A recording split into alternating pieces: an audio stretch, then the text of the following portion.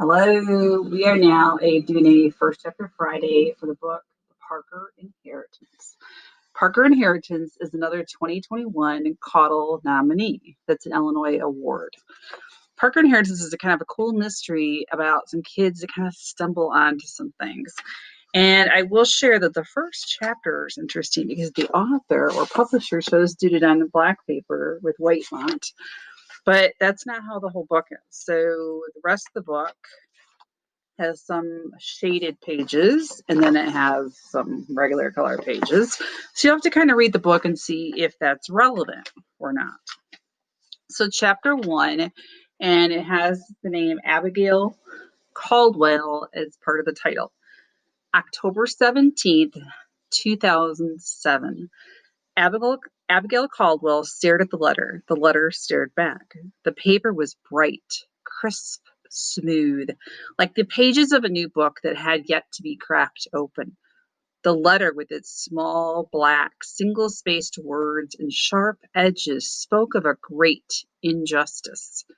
It was written by a man who did not exist, and it promised an incredible fortune to the city of Lambert, South Carolina, if its puzzle could be solved. Abigail refolded the letter, then placed it in her purse. Dusk was beginning to set, and apart from the handful of teens playing basketball, Vickers Park was empty. She sat on a bench outside of the Enoch Washington Memorial tennis courts. A small crew had already removed the rusted fence surrounding the courts and was now carrying over jackhammers. A large yellow backhoe loomed in the distance. Miss Caldwell, you sure we want us to start tonight?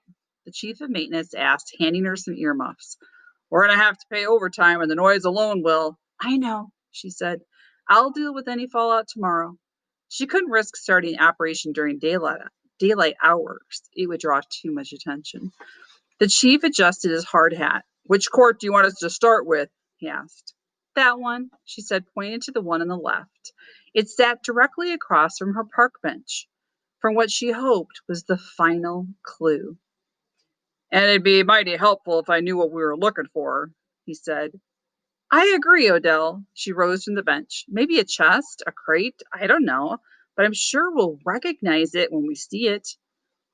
Once the lights had been erected, the crew began jackhammering, breaking up the green tennis court into chunks. Then came the backhoe, its engines groaning through the night.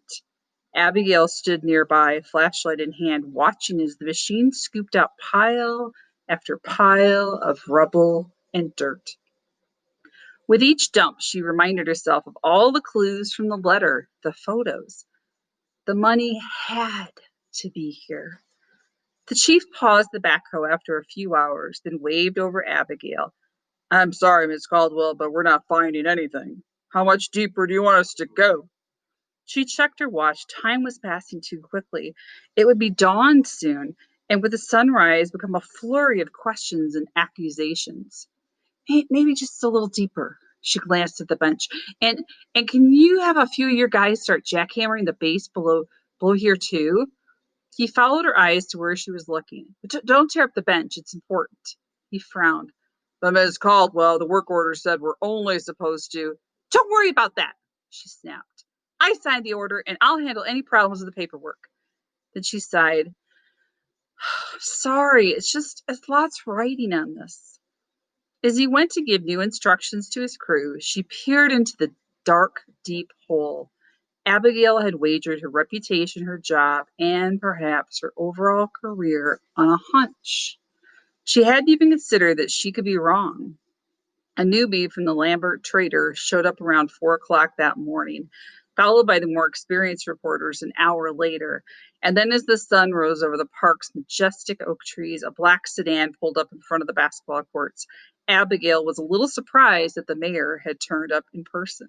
But then again, he was up for re-election next year. It was probably time for him to make his annual trek to the Visa Heights neighborhood. Abigail checked the small hole where the bench had been and walked back to the larger hole. She didn't know it yet, but it didn't matter what, if anything, she discovered that morning. The mayor had already suspended her. She would be forced to resign by the end of the day. The letter would remain a mystery, its secrets hidden for 10 more years until someone came along who was brave enough, or perhaps foolish enough, to take up the challenge again. That someone was Abigail's daughter. Her name is Candace Miller. And so then the book goes on into regular formatting. So we have a lot of suspense.